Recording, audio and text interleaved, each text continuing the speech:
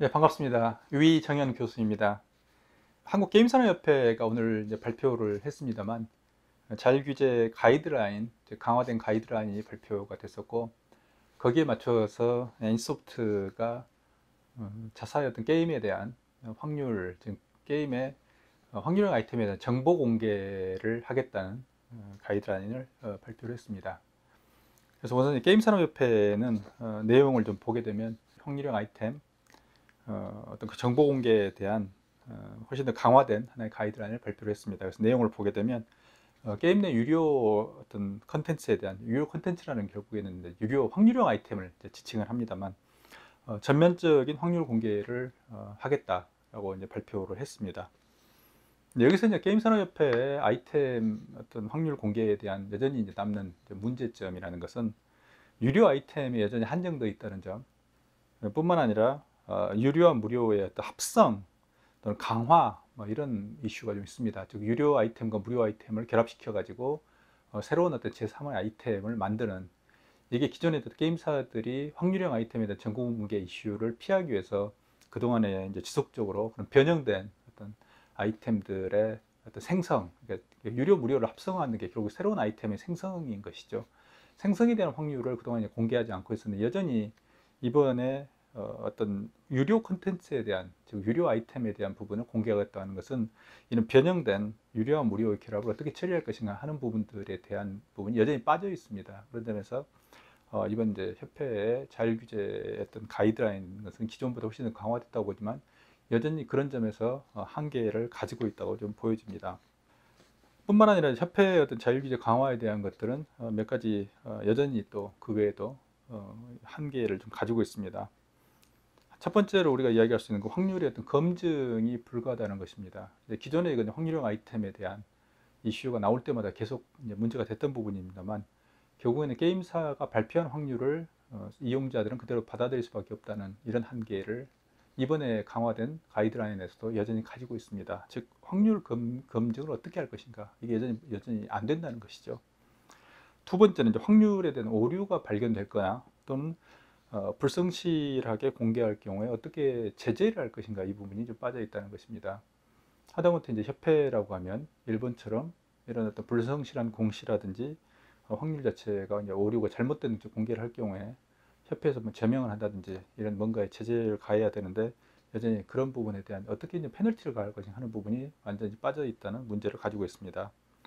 세 번째는 해외 게임사에 대한 이슈입니다. 이 부분은 어디까지나 자율 규제 이슈이기 때문에 만약에 국내의 어떤 게임사가 아니고 해외 게임사들이 여기에 대해 응하지 않을 경우, 지금 해외 게임사들, 특히 이제 중국의 게임들이 많은 문제를 좀 많이 이야기하고 있습니다만, 만약에 중국의 게임사 등과 같은 해외 게임사들이 공개를 거부할 경우 여기에 대해서 아무런 어떤 대응할 방법이 없다는 점. 그다음 네 번째는 지금 현재 여전히 이제 문제가 되고 있는 컴플리트 가챠, 흔히 이제 컴프 가챠라고 불립니다만, 예를 들면 카드를 뭐 1번부터 10번까지 10개를 다 가지고 있어야만이 새로운 아이템을 만들 수 있다는 등 이런 것들이 이제 컴프 가챠라고 불립니다만, 컴플리트 가챠의 문제 해결에 대해서 여전히 전혀 대응할 방법, 즉 손을 놓고 있다는 점, 이런 하나의 네 가지 정도의 큰 어떤 문제점들을 여전히 가지고 있습니다. 그런 점에서 이번 협회의 어떤 자율규제 강화라는 것은 이번에 지금 현재 상정되어 있는 개정안, 즉 게임 산업법에 대한 개정안에 대한 대응이라고 여겨집니다. 그래서 게임 사업법에 나와 있는 확률에 대한 공개의 그 수위에 그러니까 정도에 맞추어서 이번에 어떤 강화를 하고 있기 때문에, 여전히 하지만 이제 게임 산업법은 거기에 대해서 처벌 규정 등등 지키지 않을 경우에 대해 강력한 페널티를 가하는 부분이 있습니다만, 그런 부분이 협회의 이번 자율규제 내용에서는 빠져 있기 때문에 오히려 그런 개정안과 일단 동일한 내용을 담고 있습니다만 전혀 어떤 수위가 다르다는, 또는 강제하는 수준이 다르다는 그런 한계를 가지고 있습니다.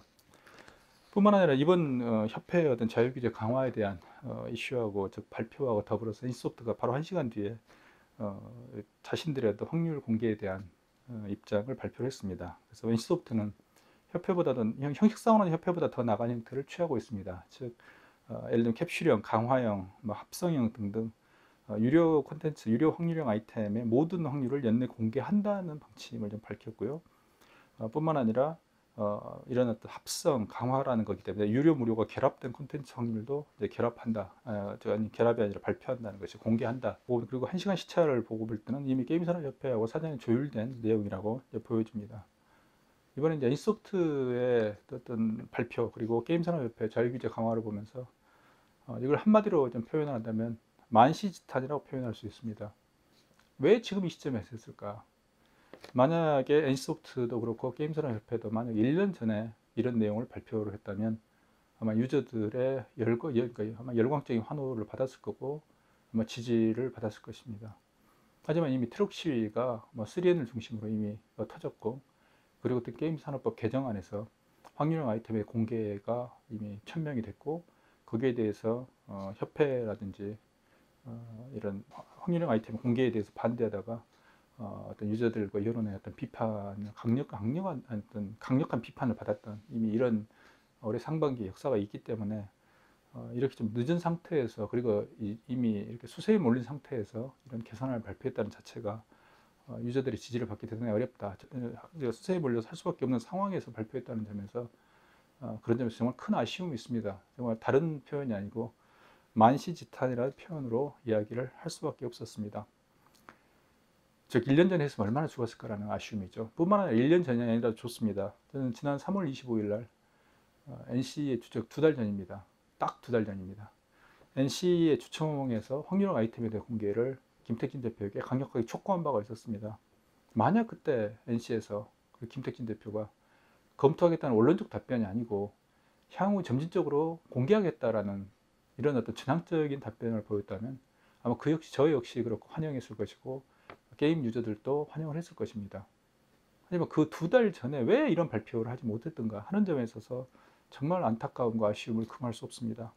뿐만 아니라 이번에 어떤 NC의 대응이라는 것은 이미 예상 가능한 범위 내에서의 어떤 결정이었습니다. 왜냐하면 문제는 이제 타이밍만 남았던 거죠. 왜냐하면 이미 넥슨과 넷마블이, 넥슨이 이미 확률을 공개한 상태에서 유저들의 집중적인 실타를 받았고, 넷마블은 그나마 제가 주총에 가서 대표에게, 권영식 대표에게 질문했을 때 컴플리트 가처 문제를 해결하겠다. 그리고 확률은 연내까지 점진적으로 공개를 하겠다라는 전향적인 어떤 모습을 보였기 때문에 이미 두 개, 넥슨과 넷마블은 공개를 밝힌 상태였습니다. 공개하겠다는 방침을 밝힌 상태였기 때문에 3N 중에서 하나 NC만 고립된 상태였습니다. 그런 점에서 NC의 이번 결정이라는 것은 능동적이고 공격적으로 대응하는 게 아니고 방어적으로 수세적으로 결국에 대응을 했다는 그런 큰 아쉬움과 타이밍에 있어서 실기했다는 점을 지적하지 않을 수 없습니다. 그런 점에서 우리는 NC가 이번도 그렇습니다만 그동안에 이제 사회적 이슈에 대해서 논란에 대해서 대응을 할 때 항상 방어적이고 수세적으로 대응을 했다는 점을 비판하지 않을 수 없겠습니다. 이제 트릭스터 M의 확률형 아이템 기반의 비즈니스 모델은 충격적이라고 볼 수 있습니다. 사실 제 개인도 이번에 트릭스터 M에 대한 그리고 그 비즈니스 모델과 새로운 어떤 게임성에 대한 큰 기대가 있었습니다. 그 기대는 여지없이 무너졌고 귀여운 리니지라고 불리는 것, 즉 유저들로부터 귀여운 리니지라고 비난받는 것으로 보면서 정말 절망감을 감출 수 없었습니다.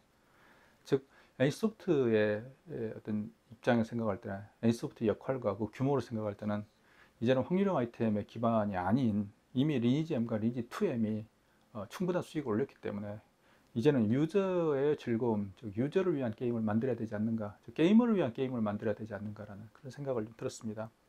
뿐만 아니라 확률형 아이템에 대한 공개라는 부분에 있어서 트릭스터 M을 둘러싸고 많은 비난이 쇄도하고 있습니다. 예를 들어서 확률 자체를 어떤 찾기가 대단히 어려운 구조로 만들었다는 점, 그리고 이걸 어떤 그림 파일로 만들어서 검색이 안 되게 만들었다는 점 등등의 어떤 비난을 저는 본 바가 있습니다.